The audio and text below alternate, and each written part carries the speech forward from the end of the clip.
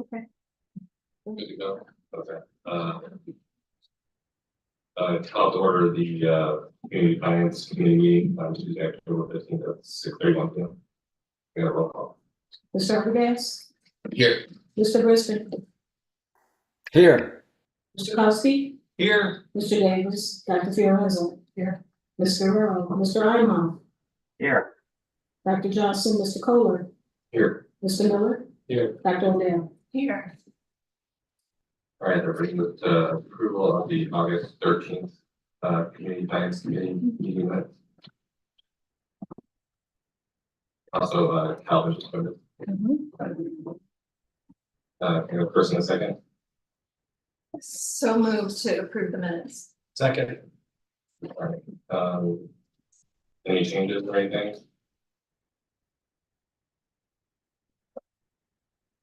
No. The next minutes. Yeah. Exhausted. Thank you. Very thorough. Exhausted. Okay, all in favor, say aye. Aye. Any opposed? No. All seven say yes. I don't know. All right, that brings up item 3, public comments and anything submitted outside. Is there anything online? No, nothing No. online, nothing else on. Nothing on virtual, okay, correct. That brings up item 4, a discussion, special meeting items. So the first up is the debt certificate issuance update from Elizabeth. So, Great. And I believe there was a presentation attached in the agenda that we can go through. We just wanted to bring a recap of the debt issuance to the CFC and talk about what we had projected, what had changed in the market, and what the results were. So, Liz, I have a question that you take with me. Thanks, Tony. Are we going to share the presentation? Hey, Brian, do you want to pull it up and share it? Yeah, no problem.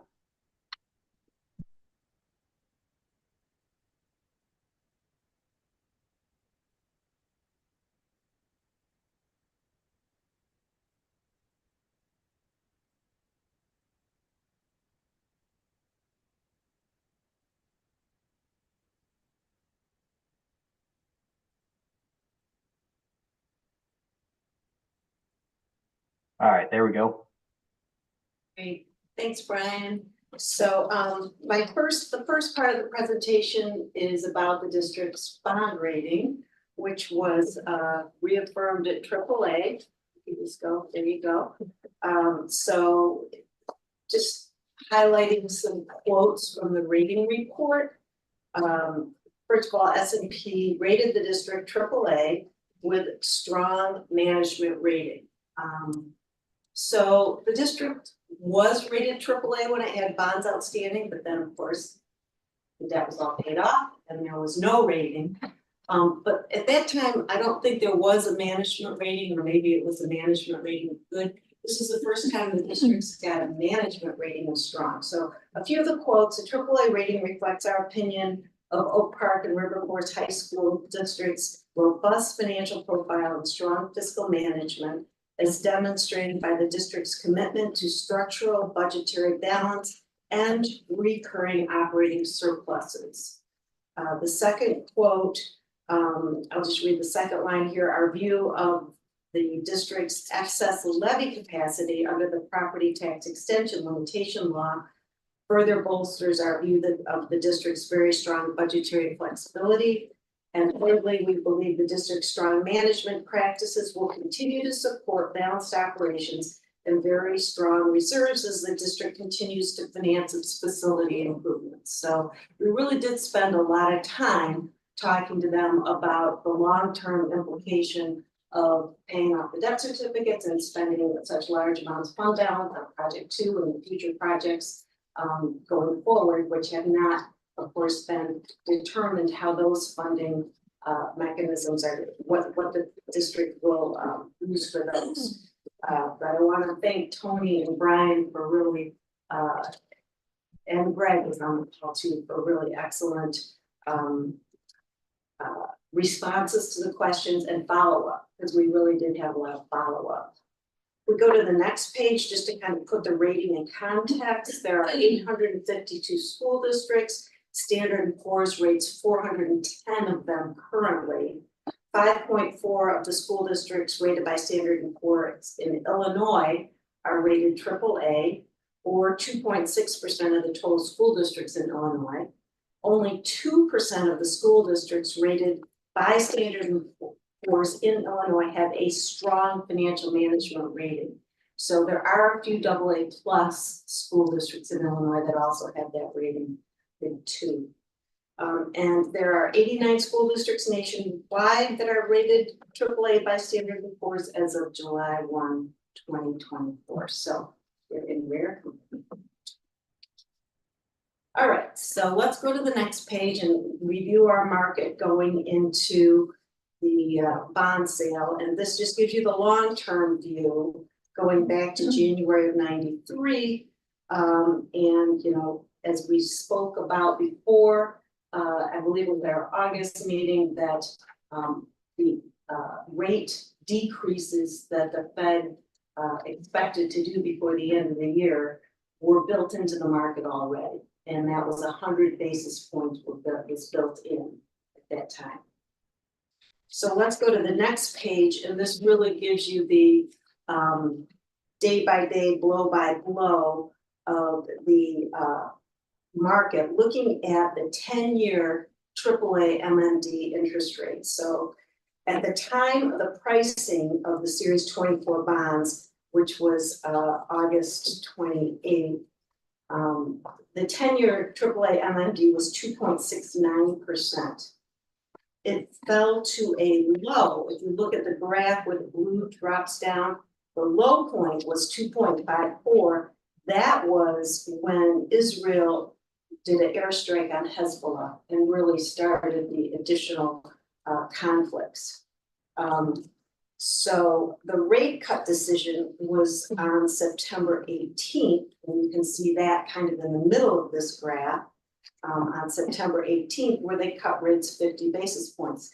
You can see in the days leading up to that 50 basis point cut, the 10-year MMD, which reflects the tax exempt rates, did not move at all. And in fact, from our date of pricing to the time the Fed cut rates 50 basis points, the rates dropped 6 basis points. But positively for the district's pricing, when we went to market on August 28th, we had one of the lowest supplies of municipal bonds during this August and September time period, giving the district greater visibility among investors and increasing demand, which you'll see the results of the sale in a minute. The demand was really strong. So that, I think, was a really important factor on the sale. So you see the days after rates went up a little bit, and that's because we had a lot of supply coming into the weeks leading up to the rate cut. Let's go to the next page. The summary of the results. We had 10 bidders, which really demonstrates a strong interest. In a competitive sale, we usually have 6, maybe 7 bidders, but we had 10. And the bids were very close together. So Jeffries was the lowest bidder, and these are broker dealers who, it's an all or nothing bid. They take all the bonds down and then they turn around and sell them to their investing clientele, both retail and institutional mostly. So, but you see these bids are all really close. So the winning bid, the true interest cost was 3.662. The next was by Mesro, 3.676. So that to me shows a very competitive sale.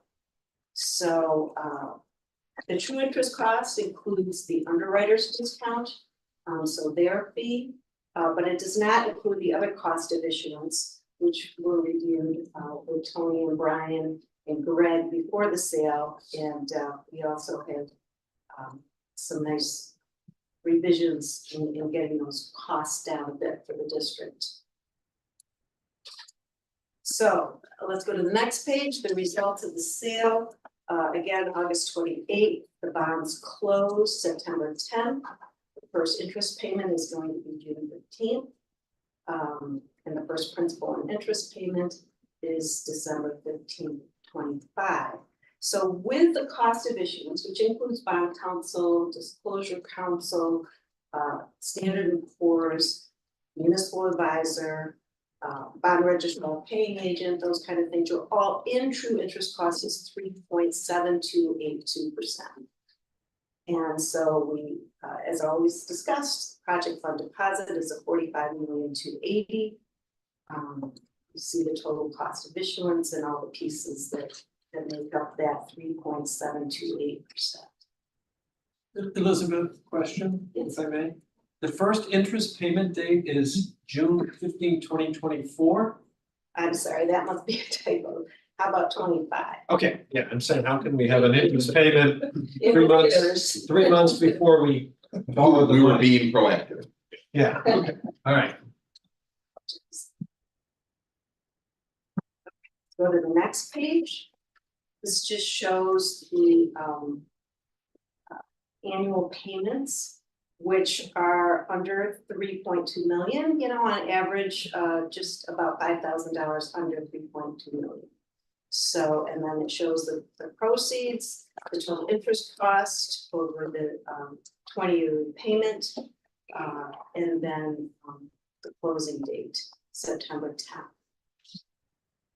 Let's go to the next page. This page helps you see how your deal priced versus other bond issues rated AAA and AA plus in the market at the same time. So Shorewood, Illinois came on August 27th, the day before. They're AA plus.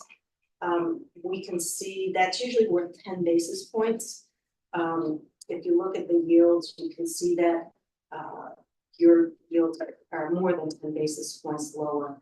We look at the spread to the AAA municipal market data index on these so that we can compare deals that might have been priced on different days in different markets with the index. So the index, the spread to the AAA index gives us a feel of how competitive your deal was versus other AAA districts. So for example, we've got Naperville Park District. They are rated AAA as well. They sold bonds on August 19th. So the yields, we can't compare exactly because it's different markets on different days, but what we can compare is the spread to that AAA index on that day. So if we look at Naperville Park District, for example, in 25, we are spread 15 basis points higher than the index. So the index is 2.5% AAA MMD on the date we sold. They are spread 21 basis points. So their park district, their deal is a little smaller. Your deal did better when we look at the spread to the index than theirs in 2025. And we can go down on a maturity by maturity basis and see how your deal did compared to that other AAA. And you can see in almost all cases, in fact, all cases, you are tighter spread to the index on the day you priced than they were. Again, we had low supply on August 28th, so increased demand, and your deal is bigger. And the bigger the deal, the more attractive it is to bidders. So that was really nice going in your favor. Then we have the McLean County Public Building Commission, which sold on the 7th of August. Again, probably 3 weeks earlier. It's a lease deal, but it's a AA one, so it's close. And you can see the spreads and the yields on that deal as well. Comparable in some years, but your spread to the index is mostly lower than theirs. So this gives you a feel of what other Illinois deals are out in the market and how you compare. So from this point, I'll turn it to Brian and Tony to talk about the other part of our strategy, which was to get this deal in the market and closed so you could take advantage of investing, you know, at more of the short-term rates before the Fed reacted and really impacting more of the taxable treasury bonds, because that's, the Fed rate is a tax rate, and that's what it impacts very directly. So, but I'll certainly pause and answer any question you have. Sure, well, I will let Brian drive the investment of debt pros, oh, sorry. I have one question. Sorry, continue. The question I have is at the very beginning, you mentioned that the percentage of the schools that have a AAA rating. And you said that 89 in the nation have it. And my math says that 22 of those are in Illinois, if I, so. There's a lot in Illinois, So we have a lot of school districts. More school districts than the state. we have more school districts? Yeah. Yeah, I mean, it just seems like we have disproportional amount and. I think that we over rely on property taxes instead of a finicky state budget, is helpful too, from their perspective, because it increases the chances of repayment and reduces the chances of default, so. Exactly right. California also has a very large number of AAAs, I think, they're number one in terms of the number of AAAs, and we're number two in Illinois. So we've got a lot of school districts, and exactly as Steve mentioned, the property tax funding is reviewed by the rating agencies. It's a very most stable type of funding. So New Jersey's probably third. Okay, right, thank you.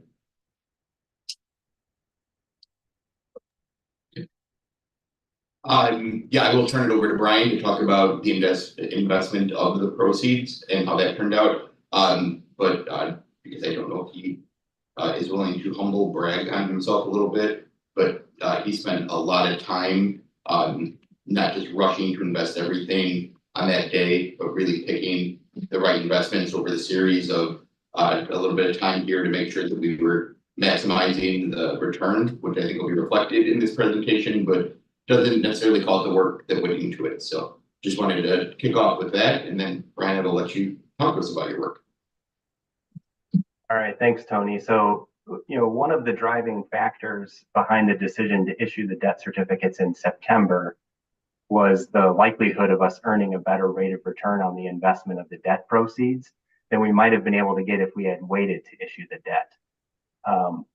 The quick spend down of the proceeds also meant that the district would be exempt from that arbitrage rebate, and instead we would get to keep all of the investment earnings from those proceeds.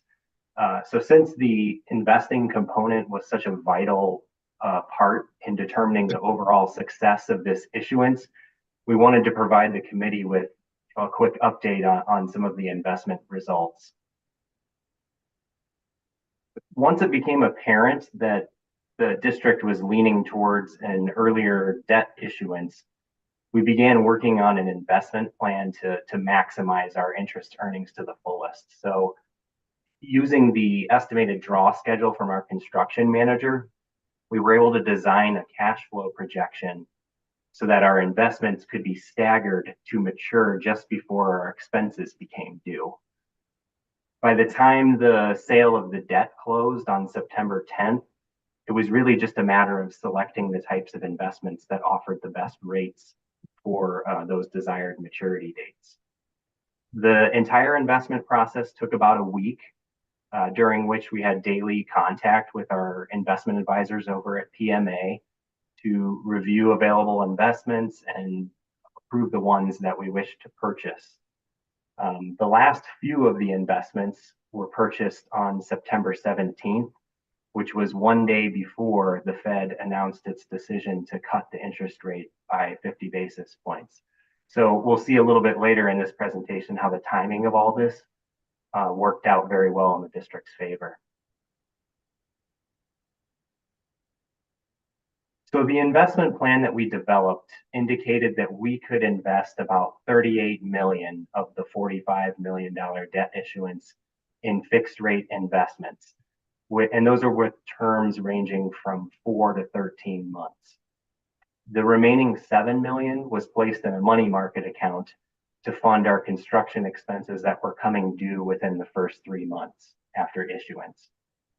The chart on this slide provides a nice visual, I think, of what we were trying to accomplish. The orange area represents the unspent debt proceeds. So you'll see that line sloping downward over time as we pay our construction expenses.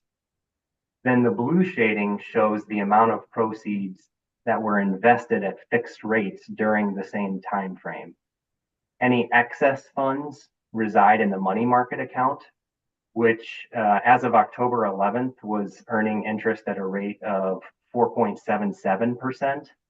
But that rate has already dropped about 1/4% since the end of September. And all signs are pointing toward a continued decline in the near future.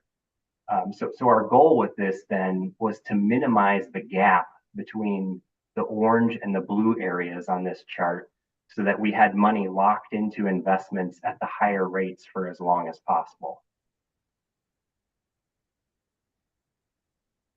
Next, we have a pie chart that shows the breakdown of how the debt proceeds were invested as of September 30th. So certificates of deposit had the most favorable rates within the 6 to 12-month term we were looking at. So nearly 70% of the funds wound up in CDs. We also have a couple term series investments and one treasury that made up the portfolio. And then the green wedge shows 17% in the money market account.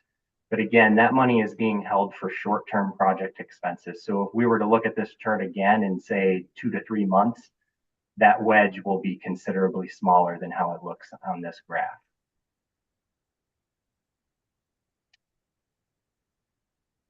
I also wanted to show, or I also wanted to look at, how the interest rate we're earning on our investments compares to the interest rate being paid on the debt. As Elizabeth mentioned, the all-in true interest cost of issuing the debt certificates was around 3.7%. Meanwhile, the investments of our debt proceeds are estimated to earn a rate of return of 4.19%, which would amount to over $1.3 million worth of interest income. The chart on this slide shows a blue line, which represents the average rate of return for our fixed rate investments that mature in each month over this 13 or 14-month span.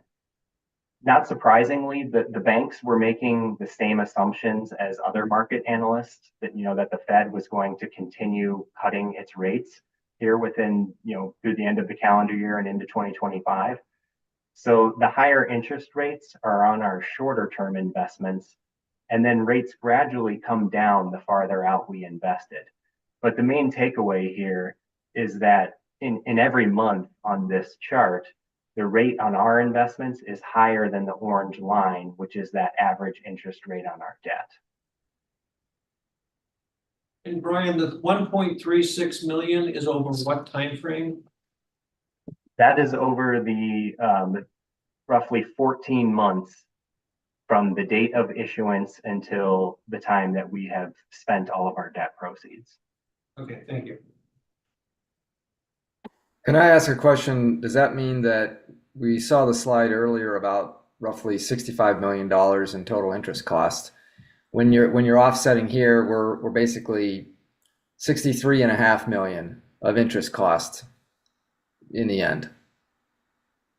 Yeah, I think the interest number was around 20 million, with overall payments being 60. So yeah, the 20 minus the 1 would be net interest cost around 19 million. Okay.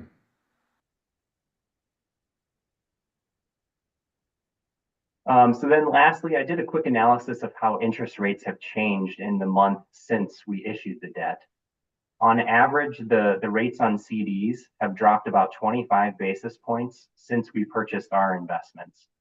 So you can see how the rates are now lower across the board for 6-month, 9-month, and 12-month investment terms.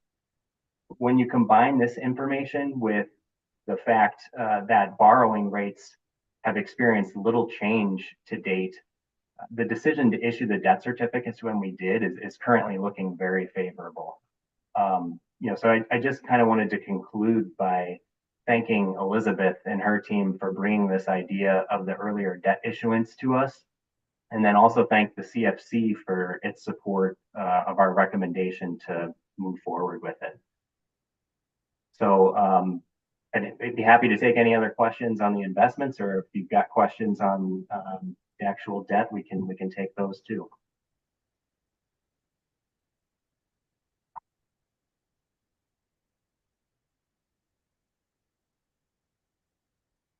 I guess the question I would have is, this is kind of looking at it, what additional, if any, reporting will come, you know, that kind of looks at this at the end of this period or something, just to kind of validate, or is this all kind of already locked in? Are we gonna, are there any further updates just to kind of keep us posted on what we did versus what we thought we were gonna do? Well, I would say the investments themselves will be reported out as part of the monthly treasurer's report that goes to the board. You know, so that information will still be available. We'll also get, I believe, monthly reports from PMA that kind of continue tracking the actual interest income. You know, because the amount in that money market account, the rate on that account is variable. So, you know, there's the potential for some slight changes in the interest income that we end up getting on those liquid funds. But other than that, I guess it would just be whatever the board would like to see in terms of continuous reporting on this. And having seen that, the PMA report, at my prior district, it's a pretty detailed, explanation of where the interest is coming in, because it is our protection versus, falling into arbitrage. So, that's something that, we can, put together and, include out, as we get them, maybe the treasurer's report, each month. Yeah, the main thing on our end from a district administration standpoint is to you know, maintain accounting records that are tracking both the interest coming in and the expenses going out, to make sure that we do in fact meet that arbitrage exception.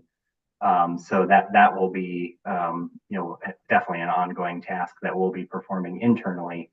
All of the debt proceeds have been deposited into a separate fund in the district's accounting ledger. So that is another area where you'll see exactly how much debt proceeds remain at the end of each given month. So that will also be in the monthly treasurer's report. You'll see a new fund number 62, that is part of the capital projects fund, and it's tracking the amount of the debt proceeds that are remaining each month.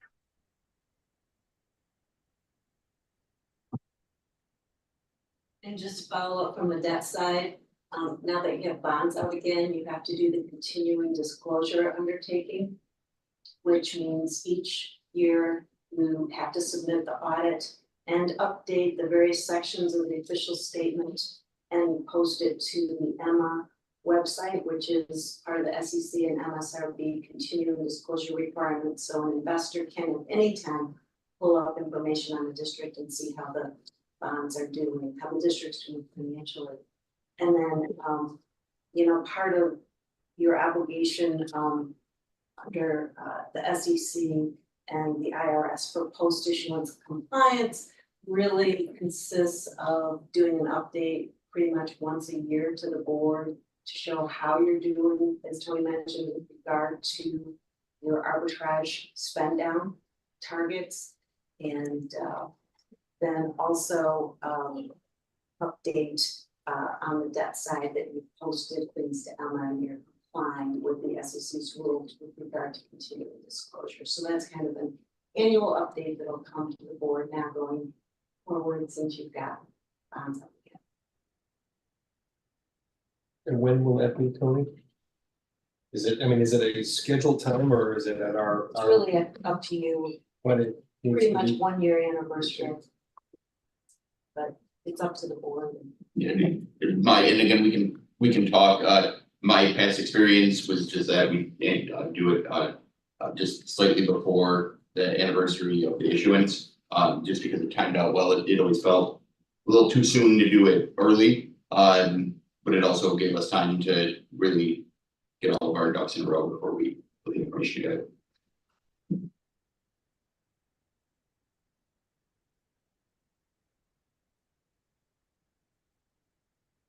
All right, nothing else, for anybody on that issuance? Anything like that? No? All right, thank you, Elizabeth. Thanks. Thank you very Nice to much. see you all. Thank you. All right, that brings us to M4B, the tax levy for 2024 review.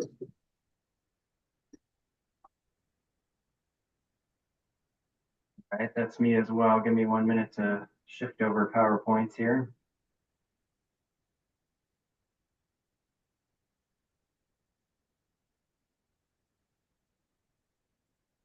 While we're waiting for the shift, I'm questioning what we want to bring to the full board as it relates to what we just saw.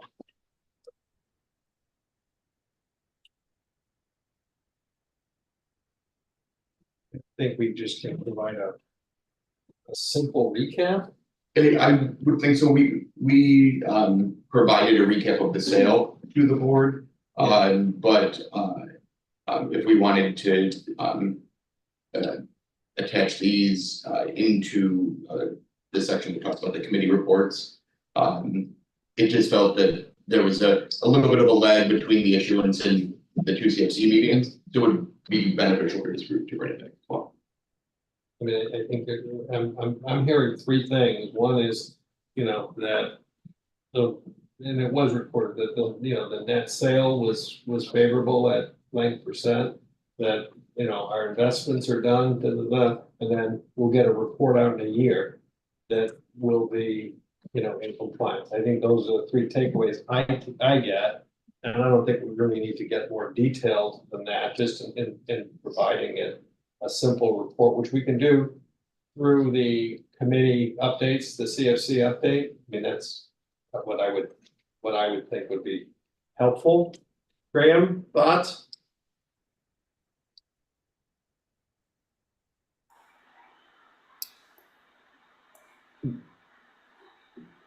Hang on, sorry, apologies. I'm having an audio problem here. Can you restate your question? My question is, so the question is, in terms of taking this information back to the board, I was just thinking a quick recap of the three key points that are, what the debt sale yielded, what the investments are, and that really, now we're going to have an update next, whenever, Tony, that will be the kind of report which meets our obligation under SEC, et cetera, et cetera. I mean, that's the three takeaways I get. Is that? I think that's fine. And for the pleasure of our board colleagues, they can always refer back to this recording and read the materials. Correct. At their leisure. Yeah. In their free time. I agree as well, but we don't want to call the interest rates an arbitrage because one's 20 years out, one's 14 months out. And then they mislead people to think that's 20 years out. Thank you.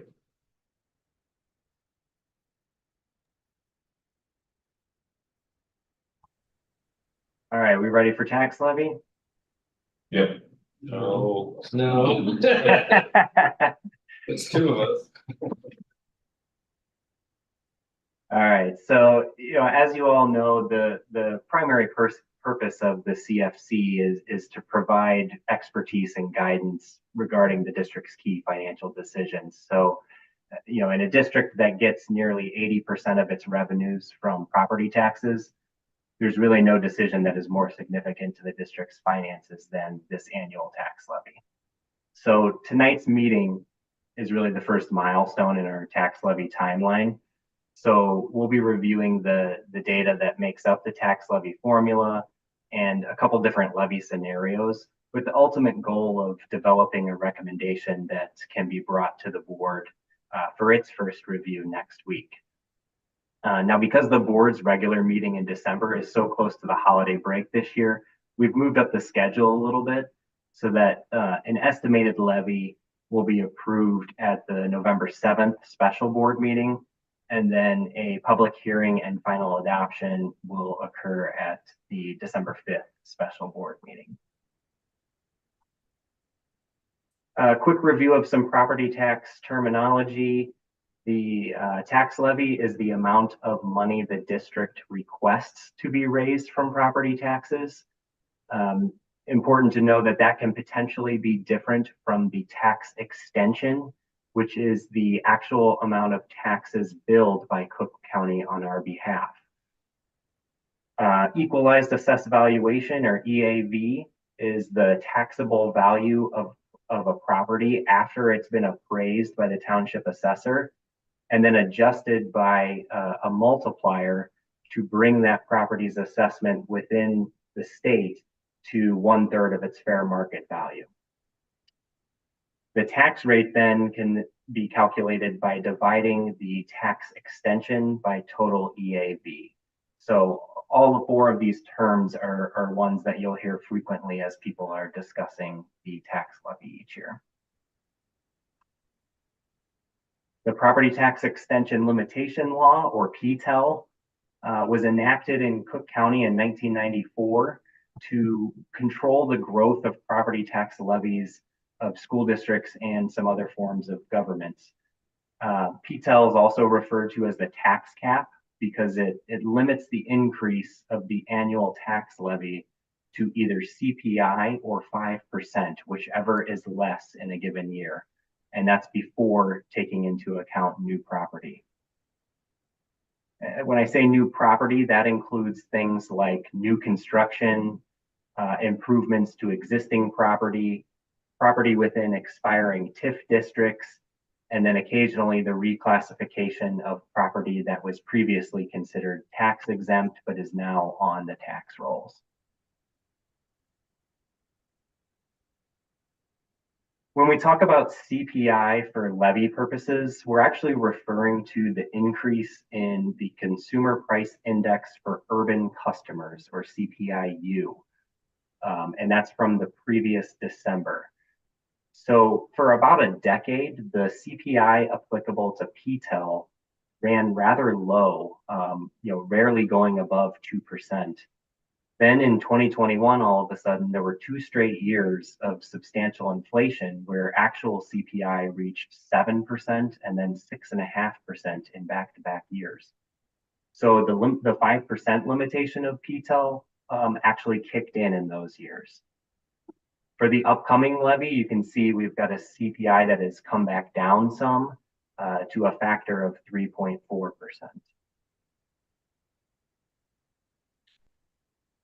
While CPI is a known quantity in the levy formula, there are 2 other values that have to be estimated each year because they are not finalized by Cook County until after we adopt the tax levy. New property is the first of those variables.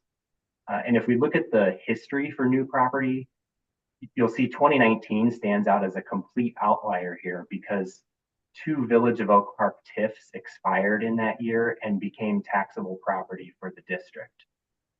Outside of that, new property has been fairly consistent over the last 7 years or so.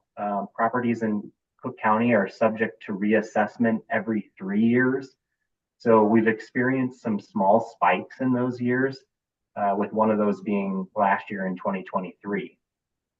Other than that, the value has recently been within this range of $9 to $15 million per year.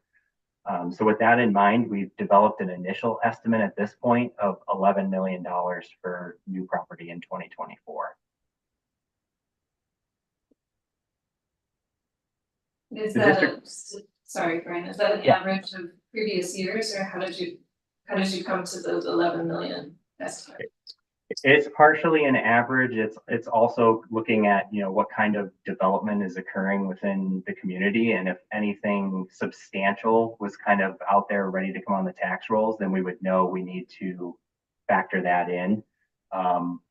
from what I've gathered so far, there hasn't been anything that's really going to, move the needle strongly in that direction at this point, though.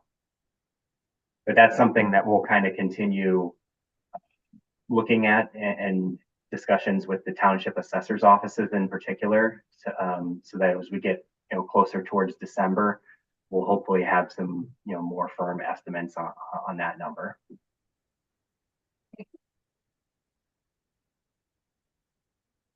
On this next slide, the district's EAV history has been a little bit more predictable. In reassessment years, the EAV has had some substantial upswings of nearly 20 or even 30% in the case of last year. So those years are always where we're seeing the largest changes in terms of EAV. In a year following reassessment, such as 2024 this year, we often see EAV pull back some as appeals have a larger impact on the EAV in those years. So for now, we're estimating a decrease in EAV of about 3.6% for the 2024 levy year.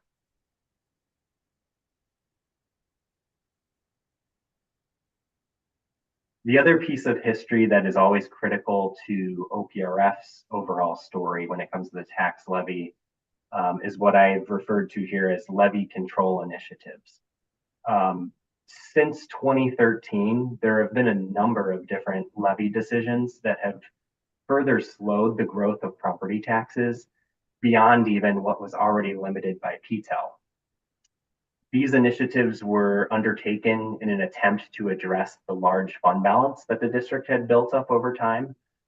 And because the PTEL formula uses the previous year's extension as a starting point for calculating the limiting rate, some of these decisions, such as levying less than full CPI, not only impacted the current levy year, but they also had a cumulative effect on future years.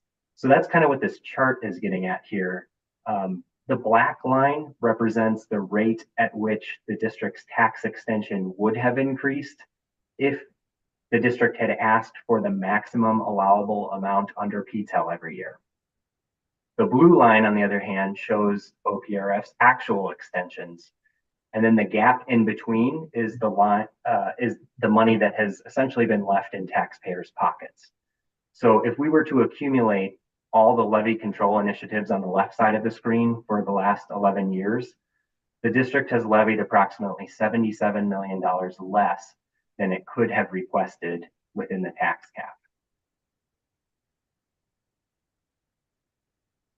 But at the same time, when I am buying I-bonds for my daughter at 9%, we still have 0% investments or 0.5% investments in our investment catalog when the rates are 7 to 9%. So you say this every year, but it's also our responsibility as this committee, as the board, as you guys being in charge of finance, to make sure we're properly investing the money that we have all the time, so that when you need money, we don't just say we should levy 5% and we should have been levying 5% forever and we wouldn't have this problem. It's kind of like everybody's got to kind of participate in this. Yeah, point taken. It's investments are obviously a key part of the overall finances. As we've stated before, and we've had the investment advisors in too, there is a limit as to what we can invest in as a school district. So I don't think I've ever seen where we've been able to obtain any investments at that high of an interest rate of 7 to 9%. And we're also kind of driven by cash flow in terms of when the property taxes come in. So we're kind of subject to when those funds become available, that's when we can invest them. So we kind of ride the wave in terms of the property tax cycle as to when we can invest and what rates we can get. But when we have $100 million in the bank, that's not a good statement. That's not a good reply. If we didn't have any money, we were like other districts, we had $5 million in the bank, didn't really cover much. Your argument just now would be valid, but to have $100 million in the bank and we don't even know what average rate we have everything lined up at, is not a good other side to what we should be levying now. That's all I'm saying. I'm not saying you guys did anything wrong. I'm just saying we have all these investment advisors. They should be sending you guys emails every month going, hey, rates are here. Hey, we're doing this. Every 6 months, they redo the IBOT. So, I mean, they should be telling you where rates are all the time because we have $100 million. Spine woman here just told us we have AAA credit rating. Not very many people have it. Part of the reason is because you've been fiduciary responsible and, you know, saved all this money. So we have to make some money off of it. I mean, I don't think anyone would have noticed if me or Tom didn't bring it up, that there was some investments at 0.5% interest rate when rates are clearly over 5 or 6%. So I'm just saying that we should be covering everything all year round and not just at levy time, say, with a chart, if we levied 5% for the past 15 years, we've had this much money. Because that's not fair to the taxpayer or anybody else.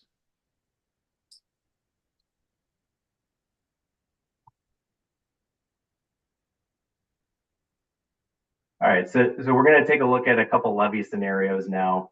For the 2024 levy, we're presenting a couple baseline scenarios to show how this year's levy decisions impact both the taxpayer and the future finances of the district. This first scenario uses the assumptions built into our 5-year projection, which include a levy increase of 2.5% for CPI, plus new property in 2024. The estimated impact to the owner of a $400,000 home in this scenario is a tax increase of about $87. The green bar towards the bottom of this slide shows operating fund balance as a percentage of expenditures. That's the percentage that we use for our fund balance target. And in this scenario, that percentage is projected to be within our targeted fund balance range over the last 4 years of the financial projection, with the low point being 29% in fiscal year 27.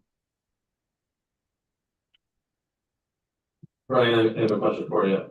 Yeah. Scenarios. At the bottom of the previous slide, you mentioned abating the recapture levy for the prior year refunds and appeals in 21 and 22.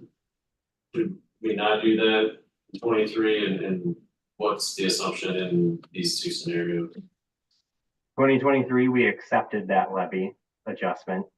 And the assumption is that in these scenarios is that we will accept it again. Thank you.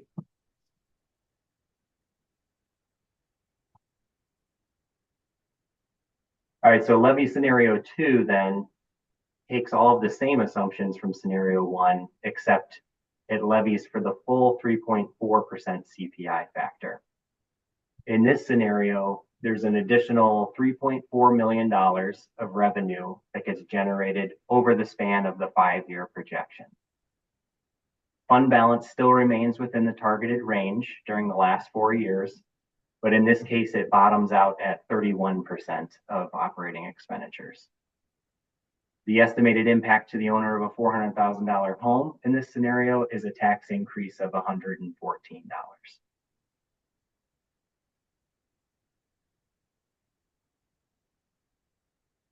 On this next slide, we like to provide some sensitivity analysis to help clarify what other scenarios might look like besides the two that I showed. For each 0.1% of CPI levied for in 2024, fund balance would be about $81,000 higher after year 1, or $383,000 higher by the end of the 5-year projection. The second data point refers to that operating fund balance to expenditure ratio from the green bars on the previous slides. If we wanted to use our levy to increase that percentage 1% by the end of the projection, we would need about $1 million of additional revenue during that time frame. So if we were to combine these two facts, we can conclude that the fund balance ratio will increase 1% for every additional 0.3% of CPI that we levy for. So if you started with scenario 1, 2.5% CPI levy increase. If you wanted an extra 1% of fund balance by the end of the projection, we would bump that up to 2.8% CPI. And then you can kind of follow the math through on other scenarios if you wanted to.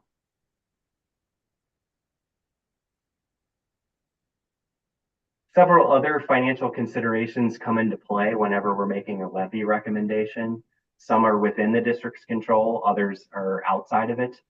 The one with the largest impact recently was the delay in Cook County's distribution of property taxes in both 2022 and 2023. Now, at the time, the district's fund balance reserves sufficiently covered the delay in cash flow those years. The concern here would be a similar 4 to 5 month delay in future years when we're carrying a fund balance that's closer to 30%. And that's because on average, the district spends 30% of its operating expense budget in those first 5 months of the fiscal year. On the expense side, the district will have to closely monitor future renewals of things like purchase service contracts, employee benefits, collective bargaining agreements, etc. Any increases in excess of the assumptions used in our financial projections will need to be offset by reductions in other expense areas. And I know the board has commonly spoken to that effect. The other alternative besides reducing expenses is to increase revenue, and obviously that additional funding would have to come from the levy. Probably the most forward-looking item on this list is the idea of how to fund future capital project work beyond Project 2. If the district wishes to self-fund a portion of those projects, the fund balance policy does provide some leeway to carry a fund balance closer to 50% as opposed to the 30 we're currently projecting at. So, that fund balance could obviously be accomplished over time using the levy, but again, we are restricted by PTEL in that regard. Otherwise, the district would need to explore borrowing options for those projects in order to fund them. And then finally, there is the uncertainty of future CPI, which, as we know under PTEL, limits the increases available in future levy years. Can I ask you a question about that, Brad? Yeah. So do you, in the projections a few years out, what assumption do you make about the CPI and what the future levy revenue would be in order to get like the estimated fund balance in the year 27, 28? What assumption are you making about the CPI in that year? So beyond the most recent year known, our assumption is a CPI of 2.5%. And then the assumption is also that in those years, the district would levy the full 2.5%. So you're assuming 2.5, but if you look back at the slide number 49, 2.5 looks like it could be kind of a generous assumption, given what the history looks like, because with the exception of the last few years when it's been high, normally is under and sometimes well under 2.5, right? Yeah, I think you were talking about this one. Yeah, exactly. Yeah, so we did not hit 2.5% for a good 8 or 9 years there until it jumped up in 2021. So yes, I know the 2.5 kind of came into play from this overall nationwide desire to get inflation to that 2.5% range. So that's kind of how it was developed. But that's one of those assumptions that is key to our financial projections. So if we feel that we're overestimating on that, that is certainly something this committee could review. Yeah, I don't know what others think about that, but it makes me a little bit nervous in that now there's an opportunity to get some money in the bank, but in 2, 3, 5 years out, the inflation could be much lower. If you remember to, last year, we brought this up, is just, targeting the 2.5%, but knowing that we're in one of the most, volatile periods of unpredictability we've been in this scenario. So we did, pass that ability to recapture what we don't max out. So let's say something happens similar to, I don't want to say a COVID type scenario, but something that bottoms out, inflation similar to what COVID did at first. We have that ability then to recapture from a prior year's levy to go to that 2.5%. Oh, that's right. Okay, That's actually a great transition because that's where I'm heading next. But if we want to talk about this further, we can pause here. Well, I guess just so Fed policy has a target of what? Is it 2.5? I heard it's 2%. Isn't that? Yeah, I think it's 2.5%. 2 to 2.5, yeah. I know you can't, picking a number, but I think this is somewhat in line with Fed policy more than anything. And we'll get to it when you look at this data. My concern is that, go back to, I gotta see that slide. If you look at what's been the impact on the district, and that, is in some cases due to decisions, but it's also due to certain, things we're getting, is from my perspective, and Tony, correct me, is, the increase of, where I gotta get that slide, so I'm looking at the right. One more. 49. Yeah, I can't see the screen, so I gotta look at it close up. What slide number? Oh, your application's different. You have the actual application. There. Not set the whole file. Oh, I'm on full back. So What's the title of it, Tom? Yeah, I have it, thank you, sorry. Okay. CPI history. My comment, what I would say is that if you look at actual CPI, and then you say, what's been the district's experience? Forgetting what we levied, experience and cost, and this is somewhat anecdotal and I'm looking for reinforcement. We've seen the inflationary spike hit, but it's been more in this year and last year. It's kind of like it lagged. It's part because of certain contracts and things we have. We're seeing now when inflation is at 3.4%, we're seeing things, we have an insurance renewal coming in at 9%? Tony? 9.4, 9.5? Brian, do you have it off the top of your head? 9.5. 9.5%, which is, so we're seeing, I think we're seeing the inflation kind of lag the actual there. And the spike that was there, we didn't see as much in 2021, but I think we're seeing it in 22, 23. It just seems, I don't know, Steve, you have experience. Are you seeing, is there a lag or are you seeing it follow or not? I could say that our insurance experience renewal was really good for next year, so I'm not sure I could draw any kind of blanket statements. I don't know, the school district's basket of costs is very different than CPI is too. Yeah. But inflation today is 2.4%. Right, that was one of my comments, was I think that 2.5 for calendar year 24 for next year's levy is probably spot on, but then maybe we're a little high at 2.5, but that ability to kind of go backwards could be a little more flexible. That's right. Okay, then we're gonna talk about that ability to go backwards again, did you say? Yes. I think that is actually the next slide. Yeah, here we go.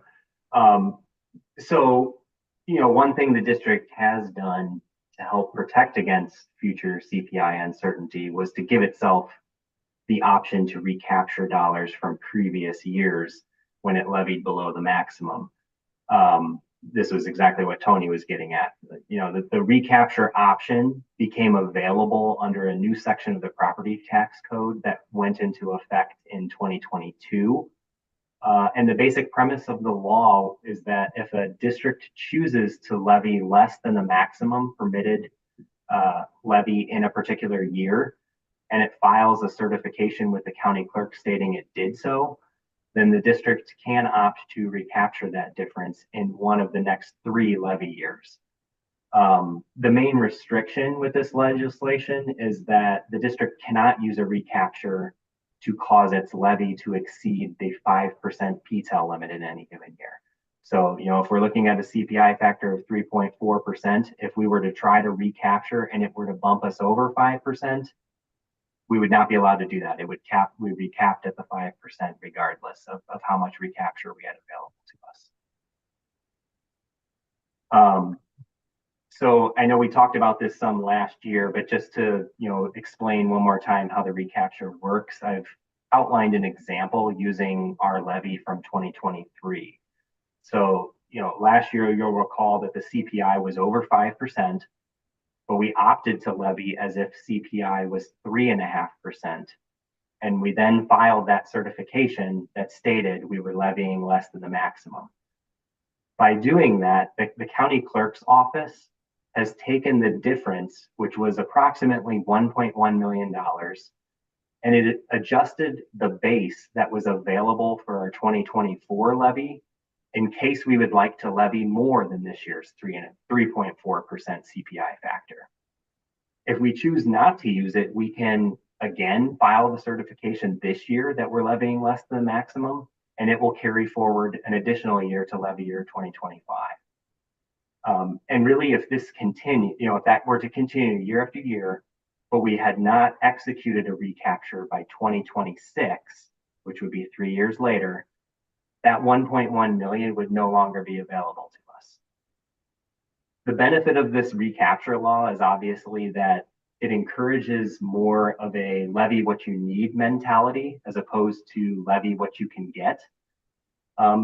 It also provides the district with additional levy options, though, in the event that that future CPI factor ends up being lower than the 2.5% assumption that we have in our financial projections. So we do have kind of this safeguard in place now that we have filed that certification to cover us somewhat if we were to see CPI lower in one particular year. Now, if we were to see an ongoing run of CPI lower than 2.5%, then you're exactly right, Kathleen. Then we'd be looking at, a shortage that we would not be able to make up even with the recapture.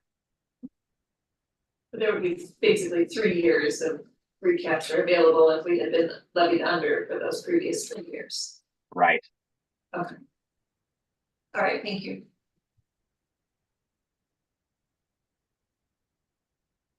All right, so that brings us to our levy recommendation. And for the 2024 levy year, we are currently proposing levy scenario 1, which was the one that uses a 2.5% increase for CPI plus new property.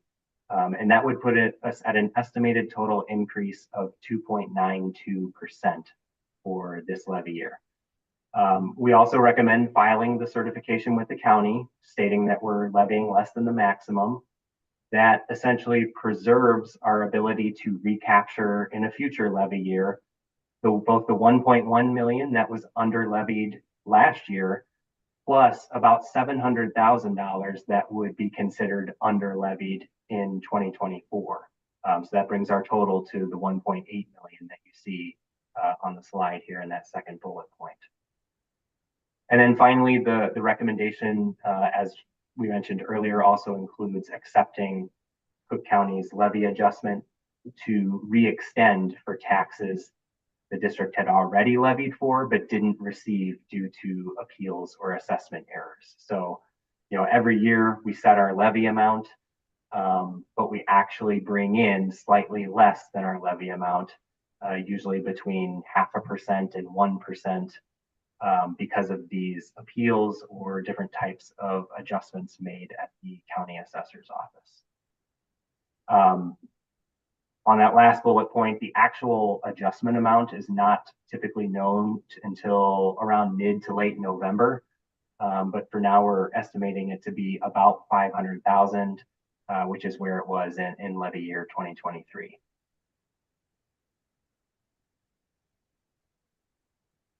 So here's one more look at the financial projection for this recommended levy scenario.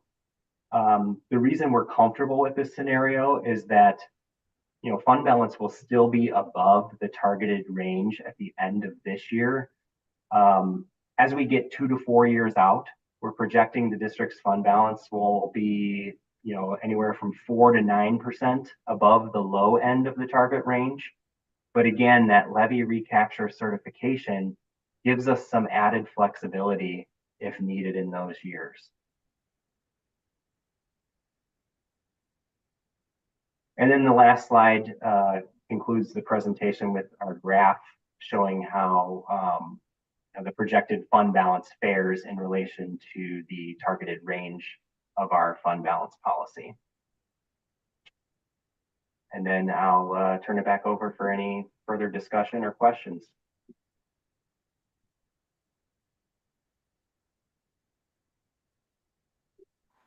I guess to Tom's point a little while ago about some of the expense side challenges that you're experiencing. Are these projections up to date with things like the insurance renewal that you mentioned? Or I can't remember the last time you sort of did a full review of the projections. If it was last meeting or it's been a couple meetings. Just wondering if we need to talk through adjustments to the projections or how current they are.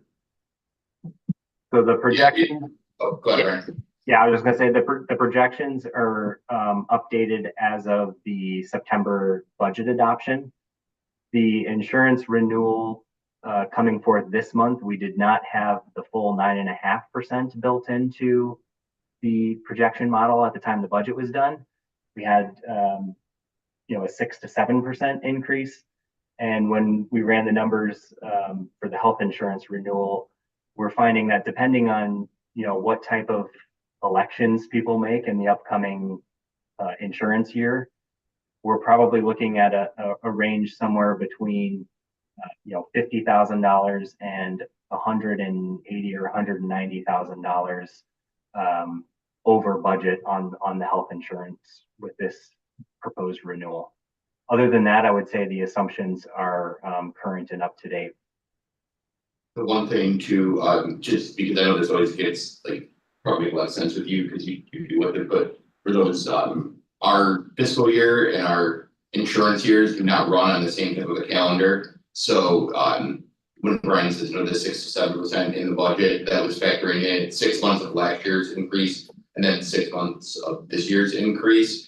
But even on the high end of if open enrollment goes, all of our new positions filled before open enrollment, they all elect the most expensive coverage. At our last look, because we do not have all of our staff filled right now, we'll have salary proration savings that would cover this for the year. Thinking ahead to our board meeting next week, I was flipping through the slides. Is there somewhere where we're showing the history of our actual levies? I would say, well, I guess the closest thing would be those levy control initiatives. I think, Maybe you this want is more detail than that. so how you've got this table CPI history, the actual CPI, what the practical limitation was under PTEL. I think you need to add a column that shows what did we actually do. Okay. You're doing a nice job of explaining this. I think it's going to be good for the rest of the board when they hear it next week. The other thing I would say is that last chart you have, target fund balance. This gets used a lot. And I like that you've added a date that it was updated, but I think what you need off to the side are the key assumptions. Just some simple bullets with what are the key assumptions, because presumably this chart is assuming your levy recommendation, for example, or maybe it isn't. It is. Okay, so whatever you can fit there off to the side, let's have you know, 3 to 5 bullets of what are the key assumptions that are going into this chart each time it gets produced. So we've got the only thing, I'll just ask you for some clarity on that. So we've got the document in the financial projections that kind of itemizes our key assumptions. It's, I don't know, page and a half long. Would you want me to pull some from there? Are there particular ones that you'd be interested in seeing on the slide? Yeah, I know what you're talking about. You've got that page and a half of stuff. Well, I would say to you, pluck out the things that you think are most germane. You know, I mean, you know, the one that obviously to me right away was, okay, well, what is the levy assumption going forward? But I'll look at it also and send you my thoughts on it as well. It's the last one of the last couple pages in your packet. Right. Okay, great.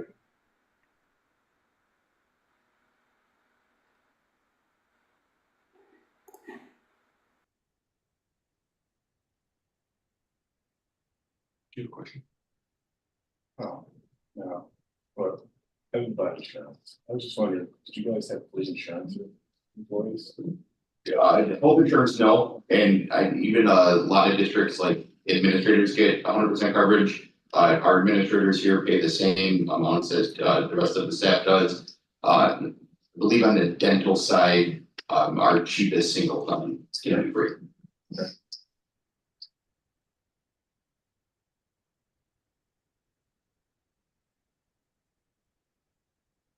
Okay, so as a finance committee, we need to be presented with all financial aspects so that we can make these decisions well informed when they come up.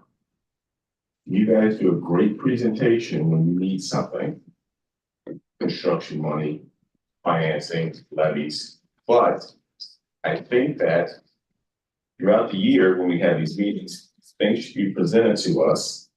So, Mr. Chairman, I ask you that we set up I'm gonna get to the levy in a second. I ask that we set up a committee for 3 things. 1, financial reporting, at least 2 or 3 meetings a year. Everyone makes a point about something that they would like on the financial report. And it kind of gets lost somewhere.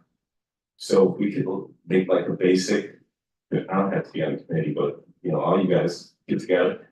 Financial reporting, so like the point the gentleman just made, so that it actually gets in. You've made points before that maybe we should have this on here or something like that. Greg's made them, Tom's made them. That's number 1. Number 2, all of our projects, we need real costs and completion. We don't know if project 1's done.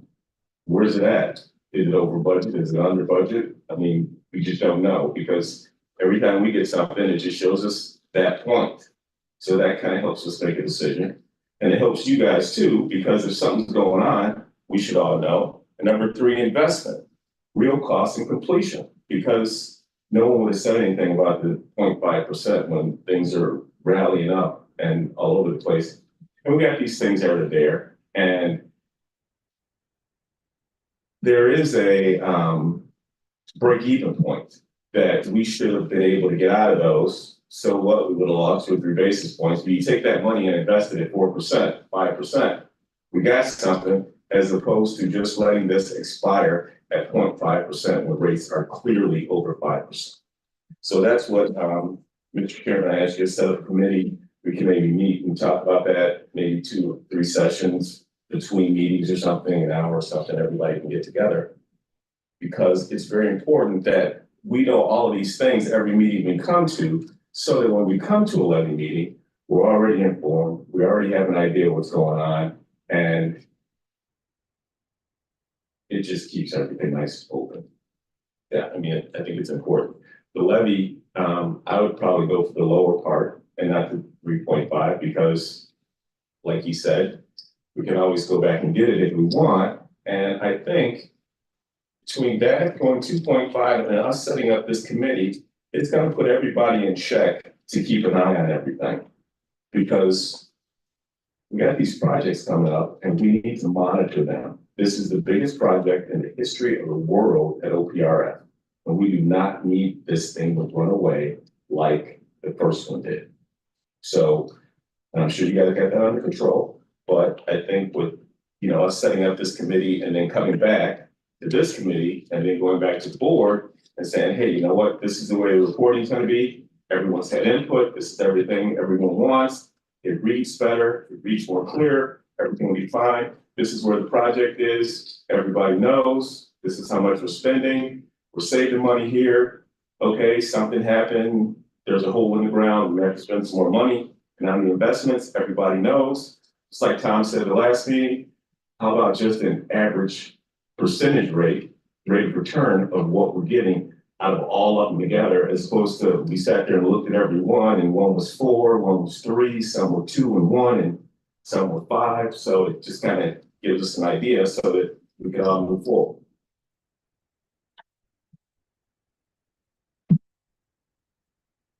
Go ahead. Thank you. I appreciate your comments, Cal. I'm not sure a subcommittee of the committee is maybe what we need, but I do think that we talk about a lot of the things and then they kind of get lost in the shuffle and when we come back a couple months later. And as much as I think we would all love to watch all the board meetings or attend them in person and review the board packets in detail, maybe it's just an informational thing where we get something each month with the financials or I don't want to create more work, maybe it's just improved communication so that we can kind of see some of that stuff between our meetings so that we don't have to start every one of these meetings with a recap of what the board's talked about or how the numbers have changed over the last couple of months, but just a way to kind of keep us in the loop so we can be keeping an eye on it without necessarily having to attend more meetings. I saw you pull it up. So Cal, I think Ryan pushed us a little bit. The project 2, actually it's not as in depth, but it's a decent available website. Yeah, Brian, I just emailed it to you. I'm not linked into the Zoom. That's very forward. Sharing this screen, but one of the things we wanted to do in an effort to transparency is you can go on our website and every month you can follow an updated spend to each bid package that we have. So that gets updated monthly, and then Brian, you can scroll to the bottom. New and recently added by a not graphic artist that I know. We have now a barometer that'll measure our progress for major milestones on a schedule standpoint as well. And I know we still have then kind of step 2 of all this was a district-wide financial dashboard that the board now is vetting out the feedback that was provided by CFC. They're going to give Brian and I over the course of this next year kind of our marching orders on what to build, and we will build something that it'll look different, but will be similar to just increased transparency as well. Thanks. I just had yeah, that was just like you got it for project 2. Is it easy to find on the website or? Yeah, if you click under the about and then go to the facilities page, there it's one of the top links. It says the project 2 dashboard. Thank you. Okay, thanks, Gina. Your website. Yeah, I didn't find it. I didn't find the dashboard on the first look, but I can find it now. No, I mean, I think I agree with Steve, not in a committee of a committee, but I think your asks are real, kind of substance of what this committee needs to have. I've echoed your statements before, which is, informed decisions are what this committee should be doing, and the informed part is a key word. Right. And so, yes, I need $1 today is one thing, but what's the bigger picture? So I would say, I think the investment piece, we're getting more information and looking at that. The project piece, project 2 is, loaded and will be, but you raised, we had the track and field project, et cetera. So, I mean, it's looking, and we have a lot of other facilities projects. So what, seeing the big picture, because if you leave out pieces, you don't know. We could be sitting here say project 2 is awesome, but we were $5 million in the hole on the track and field, which we weren't. Okay, and so that's the big picture of the facilities piece. So I think it's a valid ask. The third one you mentioned, which, you know, was about reporting, which I had as a kind of an ad is, you know, from an expenditure standpoint, the district has really, you know, a number of major expenses, okay? Some of which are managed through collective bargaining, some of which are managed through, you know, board action, et cetera. And, you know, which ones need to, are worthwhile for the committee to, one, be involved in, or two, to know about. I mean, those are two different things. And I, you know, I defer to the collective judgment of the group, but, you know, that knowing about them, you know, might have, it will help inform. Which I can tell you, it's informing me. So as we talk about levy, I'll opine, but I'm just responding to your ask, which I think, you know, that's. I think we can continue to refine. You know, I'll make the comment that the committee has been asked, what do you think about these student fees, which is a residual issue that's kind of been a thorn in my side because it's small and it's more political, right? I would say I've heard, you know, that's really not a good use of the talent and energy of the committee, but looking at the big dollars and things like that is a more value of the committee.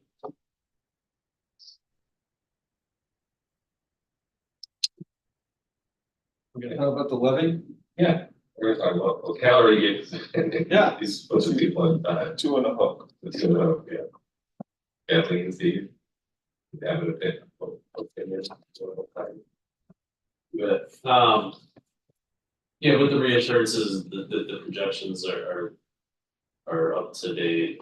I appreciated Brian's earlier comment about trying to find, you know, being with the new laws, having the ability to ask for what you need instead of just asking for it all and expecting to need it later. It strikes a balance between district's needs and respecting taxpayers. So I agree with it. I agree with the administration recommendation. Yeah, thank you for the clarification and the reminder about the recapture, and I think with that in mind, the 2.5%, your recommended percentage, 2.5% seems to be fine. Tom, do you think comments? I have comments, but I'm listening to go to the end. I'm gonna be all over the place. I'm forewarning you. You gonna do your show, Don? I'm gonna do, no, so I'm looking, so my comments earlier about, well, I'll start with my kind of crazy town kind of. So this is my 12th levy as a board member, which if you look at the chart, you can see 11 of 11 have been levying below the max, right? Of what the district, of what was capable, right? That's that chart. I will tell you that for the beginning part of that, okay, the basic process was we could guarantee that we would receive a request for the max from the district. That was policy, practice, and historical precedent. That's the way it was done. And I kind of grew in my own internal thinking to realize that the role of the administration and the role of the board are kind of a check and balance. The administration is going to want to get as much money as they can for the students that they're trying to serve. And so when they're asking for the max, that I kind of at first said, you know, do you guys have your heads on? Are you looking at this? I mean, they have data that supported, back in that chart, it was data that supported a max levy when we were seeing this ballooning fund balance, okay? And it was justified, okay? So that was the historical precedent for the first part. And I sit here today somewhat elated, okay, to be candid, that the administration on its own, without any, you know, has come forth and said, we are not recommending that we get the max. We're recommending we get what we need with careful data analysis and looking what they are. So I applaud, that transformation. And I would say it's working with the board to say that we've got to balance things, but I think that's huge as a cultural shift. Okay, so that's the happy Tom side. Okay, my concern is, and I voiced this at board meetings, et cetera, is I'm looking at the budget this year. Okay, and I know I'm going to mix up. The budget this year was an 8% increase in costs.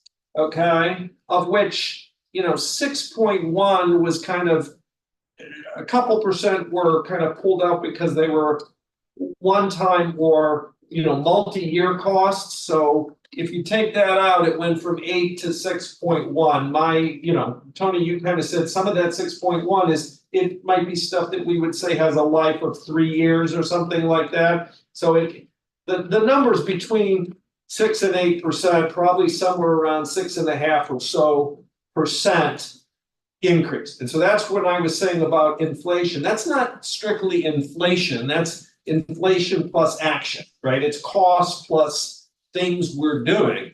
But here we've got a rate of expenditures that it's at 6.5%. And when you look at the inflationary curve, we're on the downward side of that. And I'm hearing other pressures. And so when I see that and then I look at our numbers, I just want to make sure that we have those costs in here and that we're adequately mitigating them. I mean, my other point is, yeah, we get big cost increases, but what action? We don't just take everything. What actions are we taking? So that's where I'm torn in this discussion. I'm concerned with the current spend. And and Graham asked a good question at our board meeting, which Tony, you kind of talked about, and I just want to share that, which is, is that 6% indicative of the future? Is it a trend, or is it a hump? And I think your data and the 5-year model would have to lay this out, is that forward years, it comes back to be more, I don't know what you said, 2 to 4%. Yeah, this was just a year of put off heavy negotiations with our transportation provider. So we saw we had to take some big percentage increases to still be below market. Like what we pay per route is still really good, but how much they've had to increase wages to try to fill these routes was expensive. But we don't think that will be a continual jump every year. It's just time to bite at that apple. We had a change in our special education programming where we used to be able to utilize the RFCC for free for our transitional adult education program. They would then utilize space here for their daycare. They no longer needed to have daycare here. We still have the transitional program, so now we have to pay a lease to the RFCC. So that was a added cost, but it won't be, we won't see that go up by that amount every year. Now they were in negotiations with them. We've tied our increase annually to CPI to make sure that our expenses are more leveling out to inflation in the future. So we're just a couple big drivers this year that we anticipate will smooth out over the next 2 to 3 years. But at the same time, are you looking at transportation as at some point in time we have to buy our own buses and have bus drivers here? Have you I'm not saying you should be doing it next year, but at what point, is there a point in cost where you guys would say it'd be cheaper for us to go out and buy 10 buses and you know, have some drivers here and guys wanna work for extra, come in the morning and stay late for things. I'm just asking if you investigated it because, the bus business is not going away and it's gonna be more expensive. It's going to be more expensive, right now. It's probably not a realistic conversation until at least the completion of project 2, because even for our internal fleet of special education vehicles, finding parking for them, you come by at night now, they're on the mall because we can't utilize Scoville at the time, so where we could put more buses would be difficult. It is something we have, step 1 is looking at the fleet of vehicles that we have, and what would be the cost to update those, and then do a route analysis of the special education routes that are driven. It's something that, at some point there will be a break even where it would be cheaper to do it ourselves. What I can say is, from the number of districts I've talked to that have their own internal bus routes, they are struggling as well to find bus drivers right now. It's, we need more, like everybody would say it, we need more people to go get a CDL, be willing to take this job. Yeah, it's something I know we will be investigating, but right now I couldn't tell you what that break-even point is.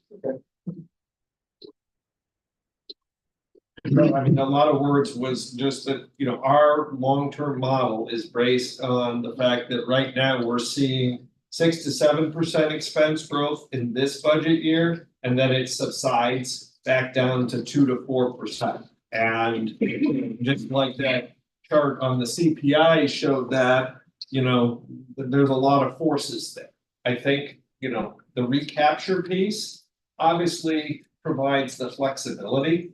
You know, if things don't go quite according to what our plans are, it's always better to do it, you know, if you can do it right the first time. I don't think it would be taken too kindly to go back, but it provides the district some.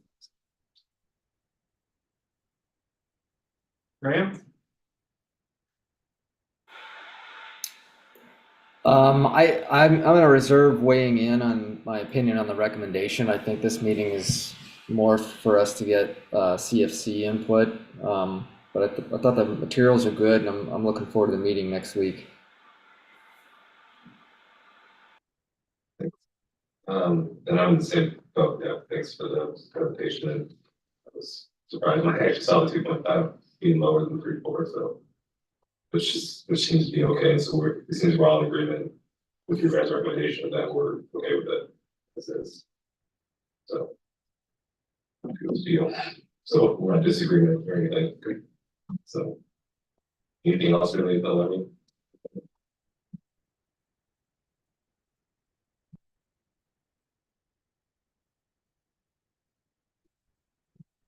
Oh, yeah, sorry, future agenda, anybody? All that stuff I said earlier. Yeah, I got it already. Yeah, and as always, anything else? You can be, if you think of something like when you're waiting on tonight, just email me and Tony. All right, I got a motion for adjournment. Motion. Second. All right, all in favor, say aye.